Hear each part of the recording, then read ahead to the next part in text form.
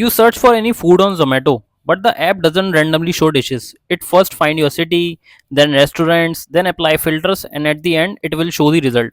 That's how SQL queries work. There is a hidden flow behind the scene. Welcome to day 2 of our 15 days SQL series, and today's topic is SQL query structure and execution flow. So first let's discuss the query structure, and we can say common SQL keywords. So first is, we all know these SQL keywords, but there is a difference.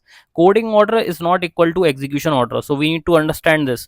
Okay, so select, we all know, pick the column data you want to see, then from keyword choose the table from where data comes, where keyword filter specific rows based on conditions, group by for grouping the rows, having, then apply condition on aggregated data, order by, sorting, limit, and distinct. So these all are common keywords, but there is an execution flow.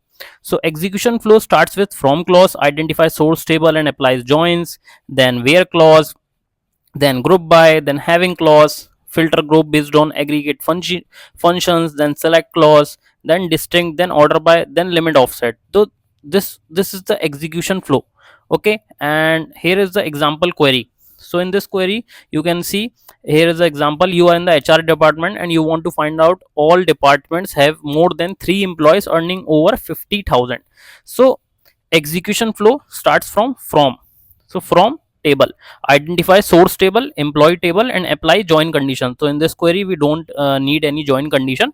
Then where clause, then apply this filter on, then apply filter on this table. Okay, then after this grouping will happen, then applies this filter on this grouping and aggregation. Okay, then select columns, choose columns and expression, then distinct, order by, and limit offset. So here is an execution flow.